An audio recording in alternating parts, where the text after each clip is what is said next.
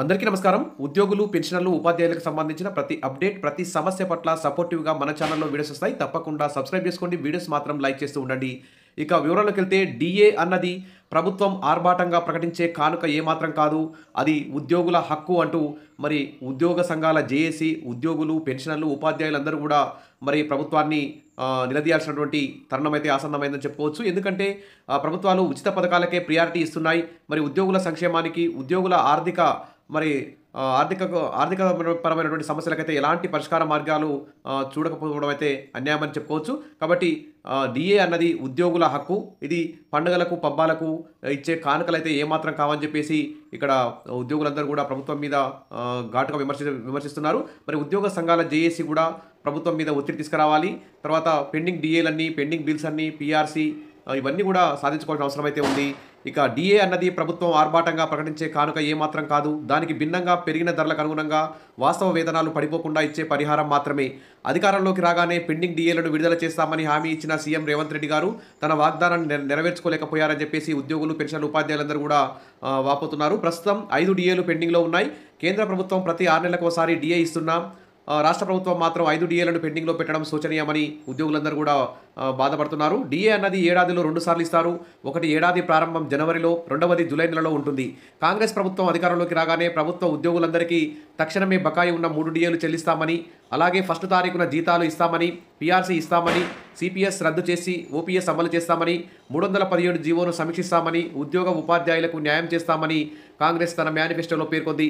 కానీ అధికారంలోకి వచ్చి 22 నెలలు గడుస్తున్నా ఇంతవరకు ఒక జీతాల సమస్య తప్ప మిగతా హామీలైతే నెరవేర్చలేకపోయింది. 2023 జనవరి డీఏ గత ప్రభుత్వం 2024 జూన్ నెలలో ప్రకటించింది.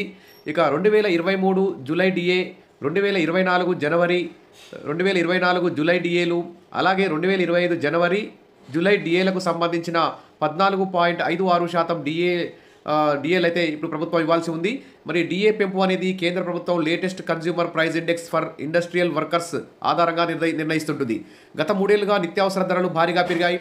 దసరా, దీపావళి పండుగల సందర్భంగా ఇటీవల కేంద్రం జీఎస్టీ స్లాబ్ రేటు తగ్గించినా నిత్యావసరాల ధరలు మాత్రం తగ్గకపోవడంతో చిన్న స్థాయి ఉద్యోగులు, ఉపాధ్యాయులు నానా యాతన పడుతున్నారు. ఉద్యోగుల హక్కు అయిన కరువు భత్యం కోసం కొట్లాడవలసిన ఉద్యోగ, ఉపాధ్యాయ సంఘాలు గత దశాబ్ద కాలంగా పోరాటాలు కూడా మర్చిపోయినట్లు కనిపిస్తుంది.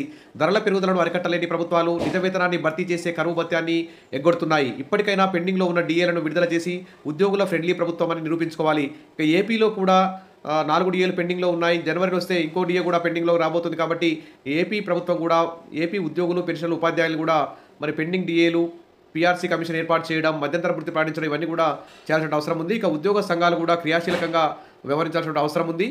ఇక ఉద్యోగ సంఘాలు ఐక్యంగా మరి ప్రభుత్వాల మీద ఒత్తిడి తీసుకొచ్చి హక్కుగా ఉన్నటువంటి డీఏల సాధనకు కృషి చేయాలి. ఇక భారతదేశంలోనే తెలంగాణలో, ఏపీలో ఎక్కువ డీఏలు పెండింగ్లో ఉన్నట్లు తెలుస్తోంది. మరి డీఏలు అనేవి ఉద్యోగుల హక్కు. కాబట్టి ఆ హక్కుని సాధించుకోవడం కోసం మరి అందరూ కూడా ఐక్యంగా పోరాటాలు చేస్తే తప్ప ఉద్యోగులకు న్యాయం జరిగే అవకాశం అయితే కనిపించడం లేదు. ఇక ప్రభుత్వాలు అయితే లక్షల కోట్ల బడ్జెట్ ప్రవేశపెడుతున్నాయి. అంచనాలకు మించి ఉచిత పథకాలకే ప్రియారిటీ ఇస్తున్నాయి. మరి ఉద్యోగుల జీతభత్యాలని, ఉద్యోగుల బిల్స్ సంబంధించి అయితే రిటైర్మెంట్ అయిన ఉద్యోగులు కూడా చాలా ఇబ్బందులు ఎదుర్కొంటున్నారు. కాబట్టి మరి ప్రభుత్వం ఉద్యోగుల హక్కు అయినటువంటి డీఏలు, పీఆర్సీలు, పెండింగ్ బిల్స్, రిటైర్మెంట్ బెనిఫిట్స్ వీటన్నింటినీ కూడా వెంటనే మంజూరు చేసేలా చర్యలు తీసుకోవాలి. దీనికి మరి సుప్రీంకోర్టులు, హైకోర్టులు కూడా ప్రభుత్వానికి మొట్టికాయలు వేస్తున్నాయి. ఉద్యోగులకు, పెన్షన్లకు అనుకూలంగా తీర్పులు అయితే ఇస్తున్నాయి. అయినా ప్రభుత్వాలు అయితే పట్టించుకోవడం లేదు. మరి ఇకనైనా ప్రభుత్వాలు మేల్కొని ఉద్యోగుల సంక్షేమానికి కృషి చేస్తారని చెప్పి ఆశిద్దాం. Wish all the best. దీంట్లో ఉద్యోగ సంఘాల జేఏసీ పాత్ర కూడా కీలకంగా ఉంటుందని చెప్పేసి ఉద్యోగ సంఘాల నాయకులు కూడా గుర్తించాలి.